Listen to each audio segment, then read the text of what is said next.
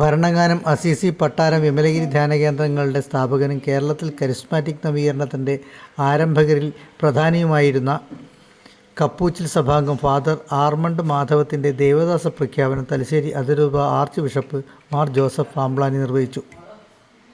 ഉച്ചയ്ക്ക് 2 മണിയോടെ ആരംഭിച്ച തിരുകർമ്മങ്ങൾക്ക് emeritus Mar George Valiyattam, Mar George Njaralakatt എന്നിവർ സഹകാർമ്മികരായി.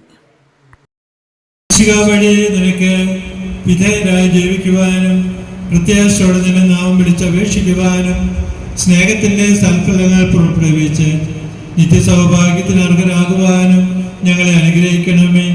സകലത്തിൻ്റെയും നാഥ എന്നേക്കും.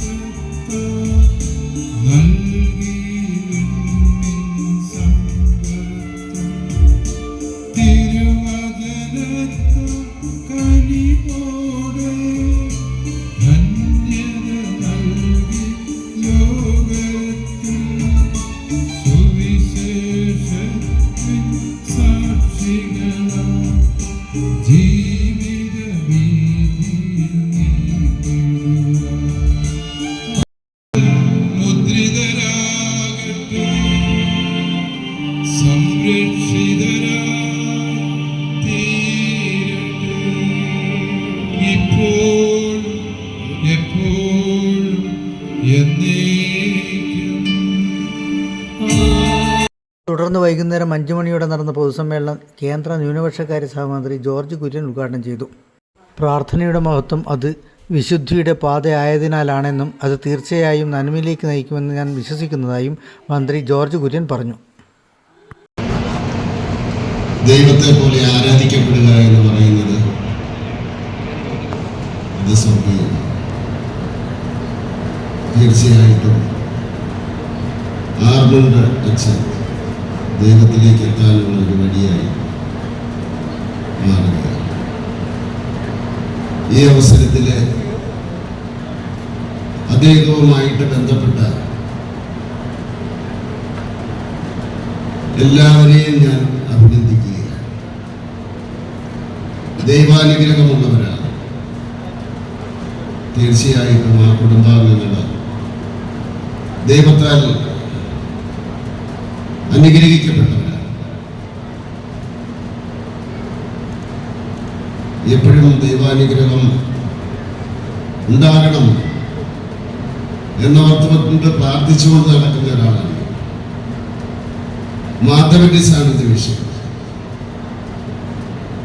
ചെറുപ്പത്തൊട്ട് തന്നെ മാത്തമാറ്റിക്സിനോട് പറഞ്ഞു. 8ാം ക്ലാസ്സിലും 9ാം ക്ലാസ്സിലുമാണ് ഫോർമുല പഠിക്കാൻ തുടങ്ങുന്നത്. എനിക്കറിയില്ല ഏത് ക്ലാസ്സിലാണ്.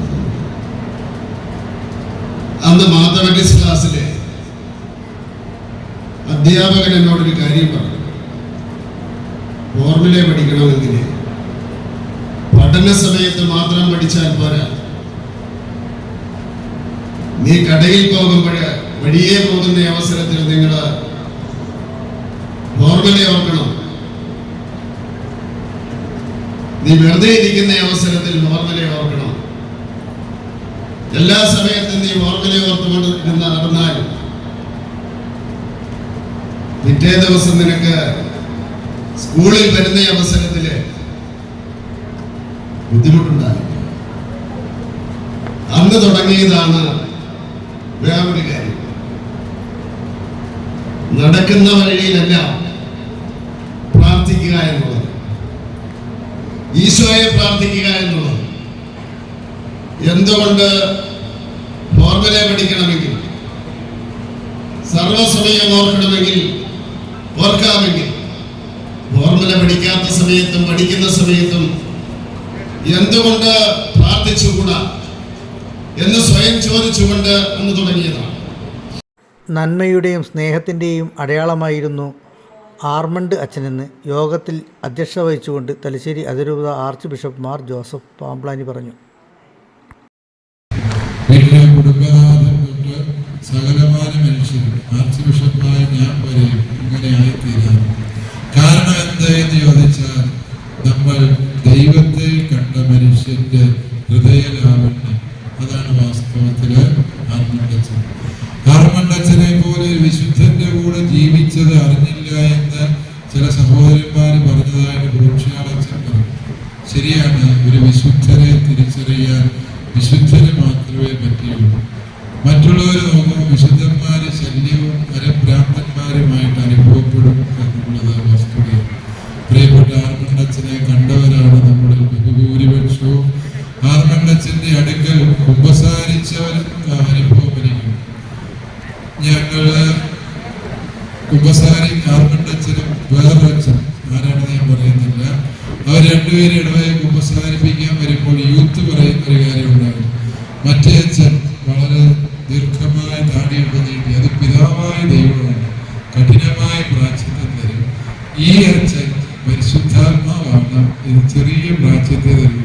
അതുകൊണ്ട് നമുക്ക് അച്ഛൻ്റെ അടുത്ത് പോയി കുമ്പസാരിക്കാം എന്ന് യുവജനങ്ങൾ പള്ളിയിൽ പറഞ്ഞാൽ കേട്ടു.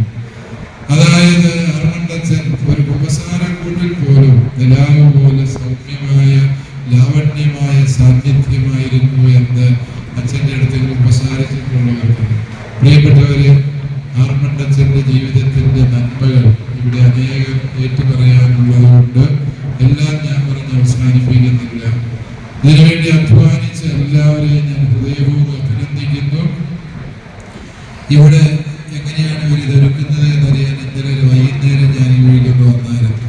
അപ്പോൾ പ്രോത്സാഹനത്തിനും ഉൾപ്പെടെ കൈലി കൊടുത്ത് ഇവിടെ മഴ നനഞ്ഞ് കഠിനാധ്വാനം ചെയ്യുകയായിരുന്നു. എല്ലാ കപ്പൂച്ചൻ വൈദികരുടെയും കഠിനാധ്വാനത്തെയും സഹകരണ മനോഭാവത്തെയും ഞാൻ ഹൃദയപൂർവ്വം അഭിനന്ദിച്ചുകൊണ്ട്, നിങ്ങൾ ഇങ്ങനെ പോയാൽ ഇവിടെ ഒരുപാട് ദൈവദാസന്മാരുണ്ടാകും എന്നുകൂടി അറിയിച്ചുകൊണ്ട് എൻ്റെ വാക്കുകൾ നിർത്തുന്നു. ദൈവത്തിന് ആർമണ്ട് അച്ഛൻ്റെ ഫോട്ടോ അനാച്ഛാദനം മുൻ അതിരൂപത archbishop Mar George Valiyamattam നിർവഹിച്ചു.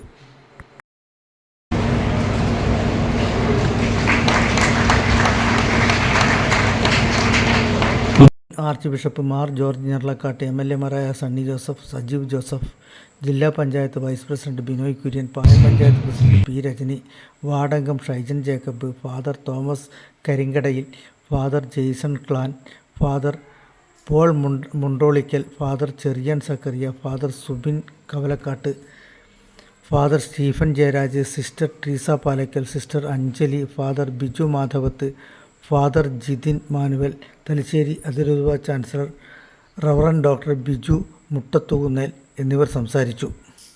പ്രശസ്ത വയലിനിസ്റ്റ് മനോജ് ജോർജിൻ്റെ വയലിൻ ഫ്യൂഷനും നടന്നു.